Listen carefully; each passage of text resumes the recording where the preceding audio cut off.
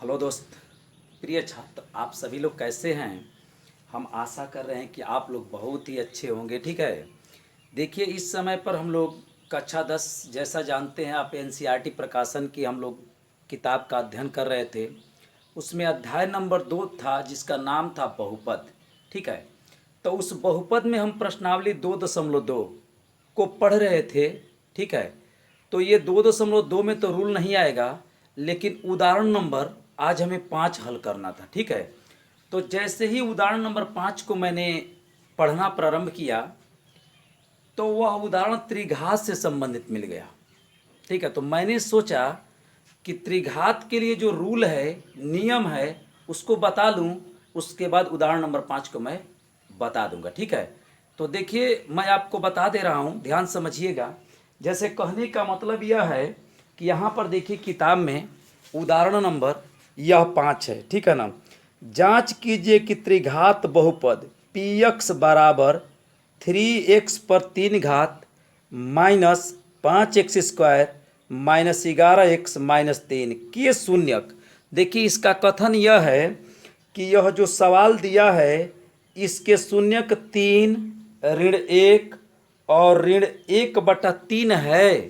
देखिए इसका कथन यह है कि यह जो प्रश्न दिया, जैसे पी एक्स दिया है ना, तो पी एक्स तो इस बहुपद का नाम है।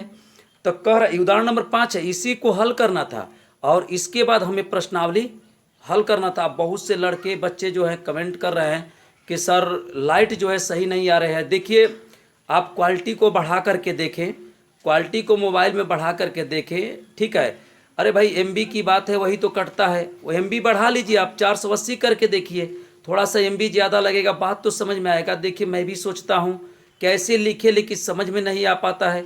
तो देखिए अब यहाँ पर क्या कह रहा है, तो इसलिए आप क्वालिटी बढ़ा के देखिए। देखिए जांच कीजिए कि बहुपद पी एक्स बराबर 3x पर Q minus 5x² minus 11x minus 3 के शून्यक 3 ऋण 1 और ऋण 1/3 हैं।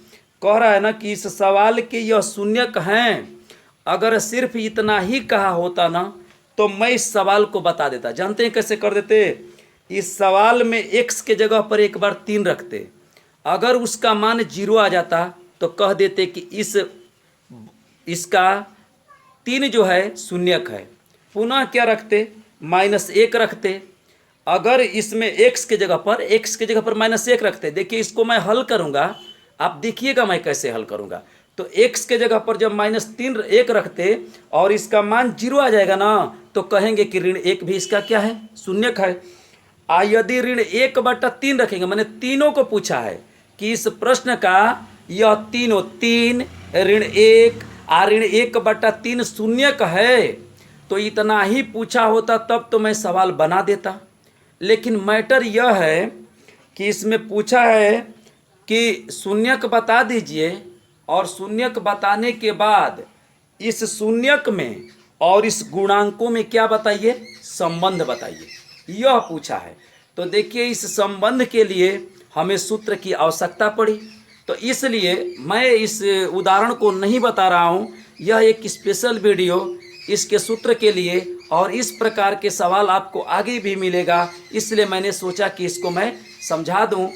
ठीक है, और उसके बाद इसके जस्ट एकदम इसी के वीडियो का सवाल, इस सवाल का वीडियो पड़ेगा। ठीक है ना। तो देखिए मैं बता रहा हूँ, जिस तरह से यह द्विघात दिया रहता है, यह व्यापक रूप है ax² plus bx plus c बराबर 0।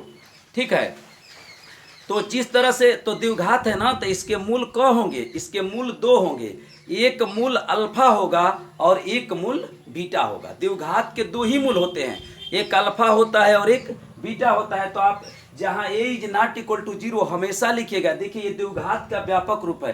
कहेंगे सर कैसे आप व्यापक रूप लिख देते हैं? तो मैं आपको व्यापक रूप लिखने भी समझा दूंगा और बता दूंगा। तो देखिए इसके मूल हो गए, तो अल्फा धन बीटा क्या करते हैं? -x का गुणांक बटा में x² का गुणांक, माने इसका गुणांक x का गुणांक 2 नंबर वाला ऋण लगा के, और ये x² का गुणांक रखते थे।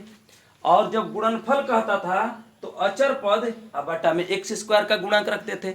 तो यह मूलों का योगफल और गुणनफल का सूत्र था। किसमें का? द्विघात में का।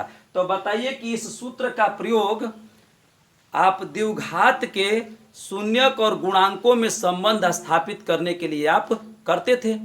ठीक है, तो उसी तरह से देखिए ये त्रिघात का व्यापक रूप है, ए एक्स पर Q plus B X square plus C X plus D बराबर 0। तो देखिए जब त्रिघात का व्यापक रूप यह है, तो जब त्रिघात जब देगा ना तो उसके 3 मूल होंगे, एक मूल अल्फा होगा और एक मूल बीटा होगा और एक मूल क्या होगा, गामा होगा। अल्फा बीटा गामा त्रिघात के मूल होते हैं, ठीक है ना। तो इसमें से हम अब इसको कोई कहेगा सर ये कैसे आप बना लेते हैं, इस सूत्र को कैसे त्रिघात का बना लेते हैं। तो देखिए त्रिघात का बनाना होगा ना, देखिए जितने घात का बनाना होगा उतने चर से चालू करेंगे। देखिए त्रिघात बनाना तो x पर क से चालू कर दिए, 3 से चालू कर दिए। देखिए वीडियो मेरा लंबा हो तो आप घबराएंगे नहीं, आप आराम से बढ़िया से देख लीजिए, समझ में आ जाएगा, तभी सवाल आप बनाएंगे तो आपको समझ में आएगा। एक्स पर मैं चाहता तो डायरेक्ट सवाल भी बना देता, लेकिन सवाल बनाएंगे तो आपको समझ में नहीं आएगा, फिर बाद में दिक्कत में पड़ जाएंगे कि सर कहाँ से सूत्र प्रयोग कर रहे हैं। देखिए एक्स पर 3, एक्स पर 2, एक एक कम करते जाइए और 2 के बाद 1 और ए बी सी डी लगा के हर जगह धन लिख दीजिए।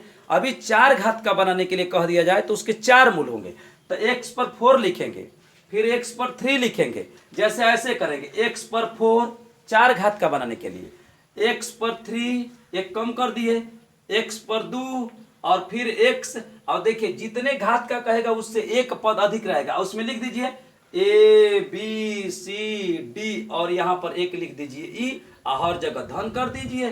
देखिए 4 घात का व्यापक रूप बन गया, जिसमें एक्स जो है वह चर है और ए बी सी क्या है, वास्तविक संख्या है, ठीक है ना, वास्तविक संख्या है। तो देखिए मैं यहाँ पर बता रहा हूँ कि यह त्रिघात का व्यापक रूप है और इसमें से हम जब त्रिघात है तो इसके मूल 3 होंगे, एक मूल अल्फा हो गया, एक मूल बीटा हो गया, एक मूल गामा हो गया, अल्फा बीटा और गामा हो गया। तो मैं इसमें से सूत्र बना रहा हूं, ठीक है ना, और आपको समझाऊंगा। अब देखिए यहां पर एक बार बनाइए मूलों का योगफल, किसका, मूलों का योगफल, मूलों का योगफल। बताइए मूलों का योगफल, मूलों का योगफल लिखिए या इस तीनों को जोड़ के लिख दीजिए, अल्फा धन बीटा धन गामा, ऐसे हो गया बराबर।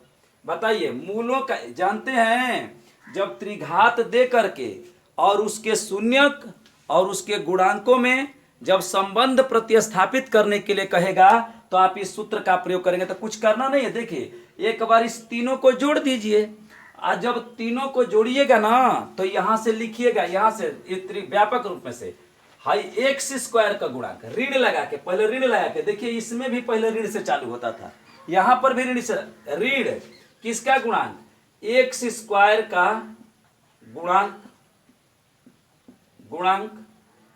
आप बटा में किसका गुणांक, ये एक्स क्यू का। देखिए यह एक्स के क्यू के पास जो ए है ना, यह जो गुणांक है क्यू वाला का गुणांक है, यह सबकी नीचे इसी का लिखेंगे। देखिए यहां पर एक्स के क्यू का गुणांक, ठीक है, गुणांक, ठीक है।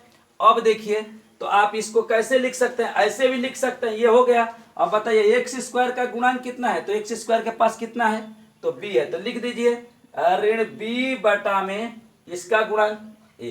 तो देखिए त्रिघात का व्यापक समीकरण दे करके, तो त्रिघात का जब व्यापक देगा तो उसके 3 मूल होंगे, एक मूल अल्फा होगा, एक मूल बीटा होगा और एक मूल गामा होगा, और 3 बार बनेगा। एक बार मूलों का योगफल अल्फा धन बीटा तीनों को जोड़ करके इसका गुणांक, अब बटा में इसको, देखिए नहीं समझ में आए तो इसको 1 नंबर 2 नंबर 3 नंबर 4 नंबर मान लीजिए।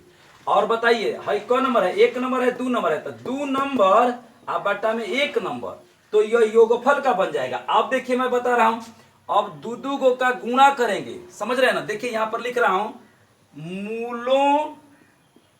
मूलों का गुणनफल